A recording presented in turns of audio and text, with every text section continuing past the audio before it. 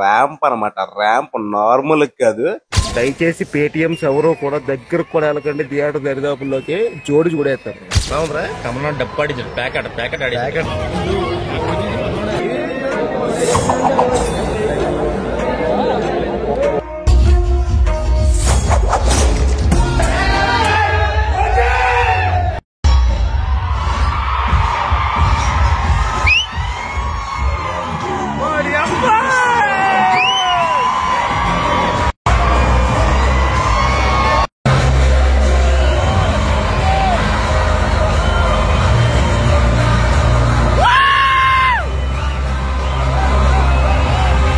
First half తర్వాత reaction ఎలా ఉందో థియేటర్ లో ఒకసారి చూడండి.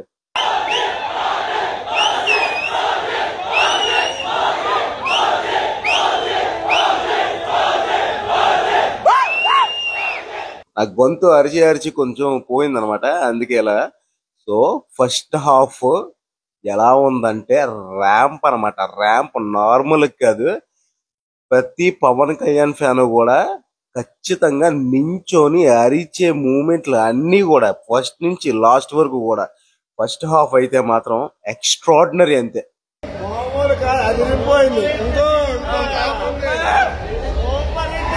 సుజిత్ కి 100కి 100 మార్కులు వేసేయాలి. తమన్ కి 100కి 1000 మార్కులు వేయాలి. సో మూవీని అలా లేపి అలా వదిలేరు అంతే. అంత బాగుంది, ఎక్స్ట్రాడినరీ అనమాట. పవన్ కళ్యాణ్ కి బ్లాక్ బస్టర్ పడితే ఎలా ఉంటది అని అంటారు కదా. సో ఇప్పుడు చూస్తారు ఎలా ఉంటదో. ఫస్ట్ హాఫ్ అయ్యేసరికి మీ టికెట్ వర్త్ అనిపించేస్తుంది అనమాట. దయచేసి పేటిఎంస్ ఎవరో కూడా దగ్గరకు కూడా వెళ్ళకండి. థియేటర్ దరిదాపుల్లోకి జోడి చూడేస్తారు.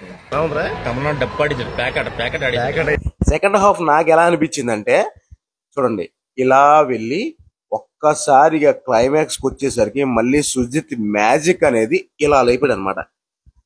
ఇంకా థియేటర్ నుంచి వచ్చే ఆ ఎక్స్ప్రెషన్ కానీ, ఆ ఇంటెన్షన్ కానీ, ఆ ఎనర్జీ కానీ ఎలా ఉంటుందో ఒకసారి ఆలోచించుకోండి. సో ఫస్ట్ హాఫ్ వచ్చేసి నాకు తెలిసినంత వరకు ఇట్స్ బ్లాక్ బస్టర్ అనమాట. జివ్వలా పైకి వెళ్తూనే ఉంటది, ఇంకా అంత దారుణంగా ఉంటది. సెకండ్ హాఫ్ వచ్చేసరికి స్టోరీని ఎక్స్ప్లెయిన్ చెయ్యాలి కాబట్టి సో ఇలా వెళ్తూ లాస్ట్ అంటే క్లైమాక్స్ కి వచ్చేసరికి ఆ ఎలివేషన్స్ అవి పడతా ఉంటే అలా ఎగుతుంది అనమాట. సో నార్మల్ గా లేదు మూవీ అయితే. పవన్ కళ్యాణ్ ఫ్యాన్స్ కి అయితే పండగ. అండ్ ఇంకో విషయం చెప్తున్నాను, ఆల్రెడీ ఇందాక చెప్పాను. పేటిఎంస్ ఎవరైనా ఉంటే డెఫినెట్ గా థియేటర్ దరిదాపుల్లో కూడా వెళ్ళొద్దు, జోడించి కూడా ఎత్తారు. అండ్ అలాగే ట్రోలర్స్ ఎవరైతే ఉంటారో మీరు కొద్దు మూసుకొని నియర్లీ 30 రోజుల వరకు అసలు బయటికి రావద్దు. ఎందుకంటే ఇక్కడ నుంచి ట్రోల్ అయ్యేది మీరు. ఎందుకంటే 2019లో ఓడిపోతే మీరు గట్టిగా నవ్వారు, హేళన చేశారు, చాలా యాక్టింగ్ చేశారు. మొన్న హరిహర వీరములకి మీరు అదే చేశారు.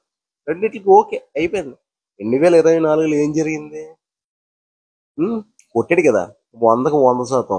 ఇప్పుడు ఓజీ కూడా అదే. ఓజీ లాస్ట్ లో ఓజీ 2 అని వస్తుంది.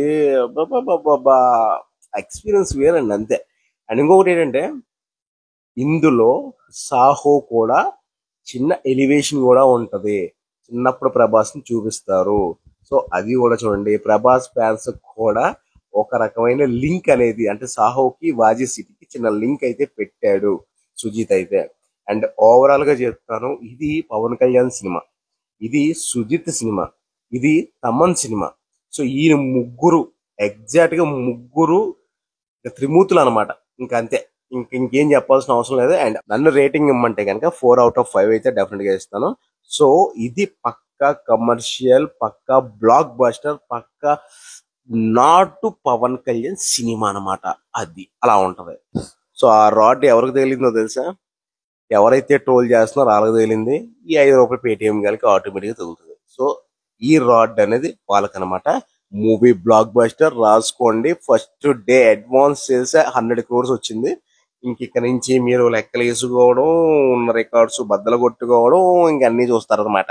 దసరాకి కుమ్మేస్తుంది, కుమ్మ అవతల పడేస్తుంది అనమాట. చూద్దాం.